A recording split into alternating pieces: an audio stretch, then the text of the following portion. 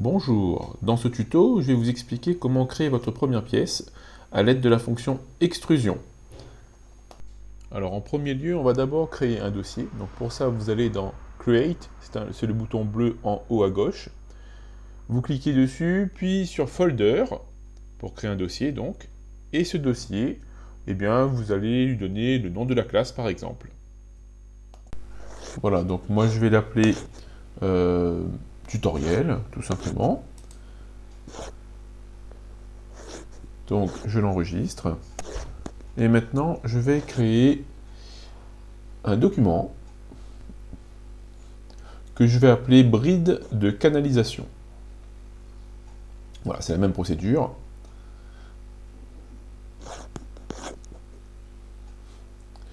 Et là, vous arrivez à ce moment-là sur l'interface pour la réalisation de la pièce. Donc le temps que ça charge, mais bon, vous pouvez constater que c'est quand même assez rapide si vous avez la fibre. Bon, alors l'environnement, vous avez quoi? Sur votre droite, là, vous voyez ce petit cube que je déplace, ça vous permet de naviguer dans les différentes vues. Donc, front, c'est la vue principale, c'est la vue dans laquelle je travaille, la vue de face. Puis vous avez, donc vous pouvez le tourner en faisant un clic droit sans le lâcher et glisser votre souris. Vous allez voir que en faisant ça, vous allez pouvoir tourner le calque. Sinon, à partir du cube, je peux aussi utiliser les petites flèches qui sont proposées ou cliquer sur les faces. Vous voyez, donc là, je clique sur front et la face front apparaît immédiatement. Ce que vous avez là en jaune, ça s'appelle aussi un calque. On emploiera souvent le terme. D'accord? Alors, je vais faire mon premier dessin. Alors, on va vérifier d'abord dans le profil si les unités sont bien réglées. Donc, pour ça, vous allez tout en haut, au-dessus de votre, à côté de votre nom, la petite flèche. Donc vous cliquez sur la petite flèche, vous ouvrez My Account et vous ouvrez ensuite Préférences dans lesquelles vous allez régler les unités, c'est-à-dire land unit, vous mettez centimeters, angle unit, vous mettez degree, mass unit, vous mettez kilogramme et surtout, vous n'oubliez pas de sauvegarder tout ça après, donc en appuyant sur Save Change et enfin vous cliquez tout en haut à droite sur Return to Document. Voilà, une fois que c'est fait, donc on va commencer à réaliser notre premier dessin. Donc on va d'abord se placer sur le calque front. Donc on va cliquer sur le petit cube là, vous cliquez sur front, donc le calque front apparaît en premier plan. Puis on va aller dans Sketch. Alors Sketch, c'est un outil qui se trouve en haut à gauche. Quand vous cliquez sur Sketch, il y a une petite fenêtre qui s'ouvre. On vous demande dans un premier temps de sélectionner le calque. Donc pour ça, vous cliquez tout simplement sur la page centrale, donc sur Front. Et vous voyez aussi dans la fenêtre que l'on a créée là, qui s'est ouverte, on voit qu'il est écrit Front Plane. Autrement dit, ça indique que c'est le calque qui est actif. À partir de là, on va réaliser le dessin. Donc on va cliquer sur Circle et on va aller cliquer au centre. Puis étirer avec la souris pour pouvoir tracer le cercle. Ensuite, on clique sur l'outil Dimension, c'est la double flèche qui se trouve en haut, d'accord? Ça va nous permettre en fait de définir le diamètre du cercle. Donc je clique sur le cercle, j'étire la souris, j'ai tout de suite la dimension, je reclique, j'ai le diamètre, je modifie la valeur, par exemple là je vais mettre 10, et je valide en appuyant sur Entrée. Bien, maintenant on va valider le sketch que l'on a réalisé. Donc on va cliquer sur le tilde vert qui se trouve dans la fenêtre et on va sélectionner la phase d'extrusion. Donc pour ça on va d'abord appuyer sur Extrude, donc en haut à gauche à côté de Sketch. On va cliquer sur Solide et on va ensuite aller sélectionner la face qu'on souhaite extruder. Donc c'est la face du cercle. Vous voyez qu'il est écrit Face of Sketch 1. Ensuite, j'indique la profondeur, donc moi je vais mettre 1 cm, et je valide. Voilà, et donc là j'obtiens un volume. Donc si je fais un clic droit, je peux observer mon volume, d'accord? Voilà, je le fais tournoyer un petit peu pour que vous voyez bien. Bon, maintenant qu'on a réalisé ce volume, je vais cliquer sur Front pour revenir à la page principale. Et je vais réaliser un deuxième volume sur le premier volume. Donc pour ça, il faut d'abord que je réalise à nouveau un cercle. Donc pour pouvoir réaliser ce cercle, je vais à nouveau dans Sketch. Puis je sélectionne la face sur laquelle je vais travailler. Donc cette fois-ci, le nouveau calque, ce n'est plus le calque front, mais la face sur laquelle je viens de réaliser l'extrusion. Donc c'est Face of Extrude One. Donc une fois que j'ai sélectionné ça, je vais donc à nouveau dans l'outil Circle, là, pour réaliser un cercle. Donc même procédé que tout à l'heure. Je clique au centre, j'étire, je redimensionne. On va mettre ici à 6 cm.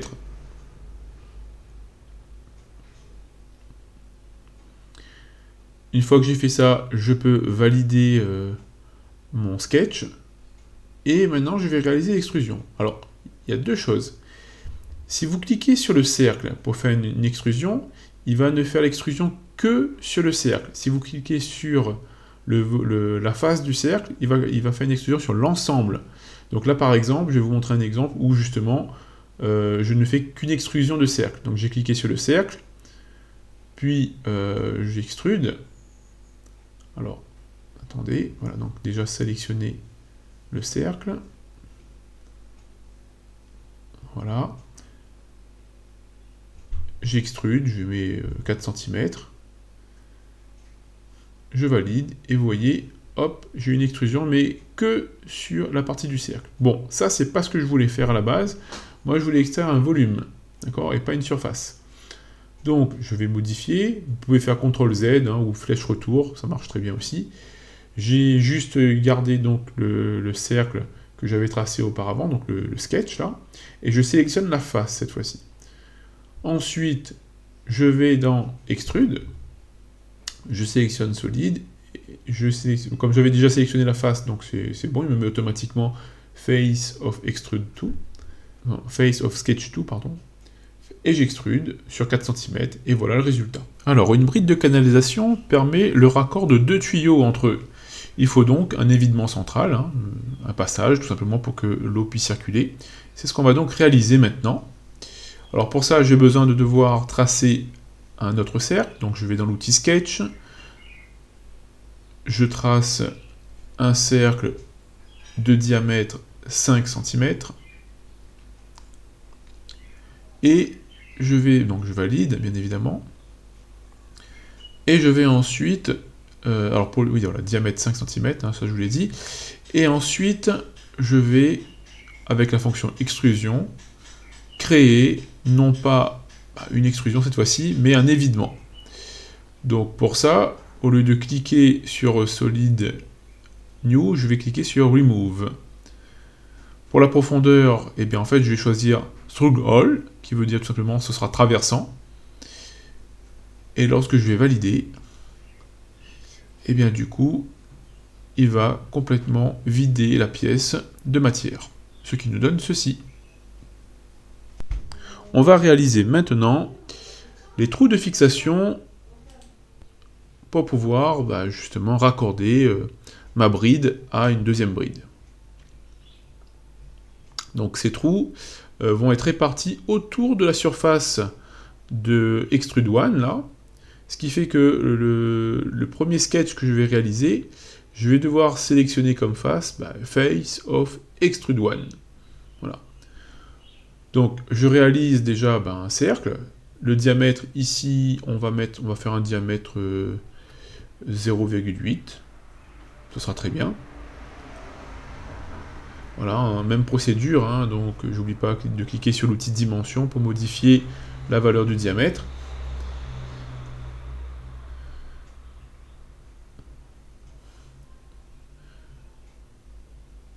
Je peux bien le centrer si je souhaite, sinon bon, pour le moment, pour aujourd'hui, on peut le laisser comme ça, ce sera pas très grave.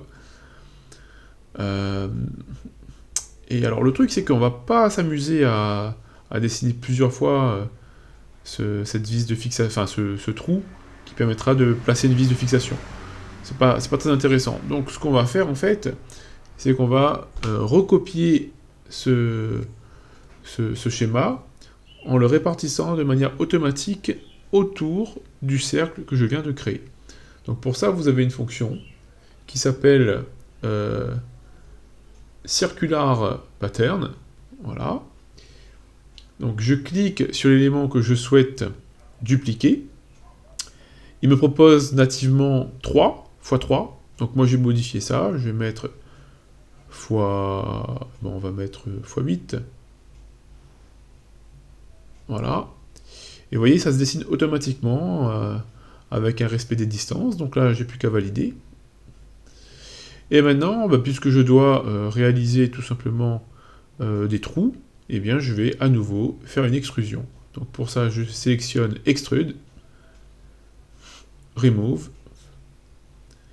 et là je vais sélectionner, donc toujours Toggle, hein, et je vais sélectionner les différents trous qui viennent d'être... Alors faites bien attention à ce que tout soit bien grisé à l'intérieur, hein, grisé clair. Voilà, sinon ça voudrait dire que c'est pas, il n'a pas réalisé l'extrusion comme il faut. Voilà, je valide, et bah, ça y est, j'ai ma pièce ici avec ces trous de fixation. Bien, eh ben, il nous reste peu de choses à faire, mis à part peut-être de casser les angles, donc on va travailler sur les arêtes, d'accord? Donc pour casser les arêtes, en fait, vous avez une fonction très simple, hein, qui est la fonction filet, c'est-à-dire que ça va nous permettre d'arrondir, tout simplement, les arêtes. Donc je sélectionne l'arête, puis je clique sur filet, et je vais modifier aussi le radius. Donc, alors pour circular, au lieu de mettre circular, je peux mettre aussi conique. Esthétiquement, c'est plus sympa, je trouve. Et le radius, je vais mettre un petit radius, donc 0,2. Voilà.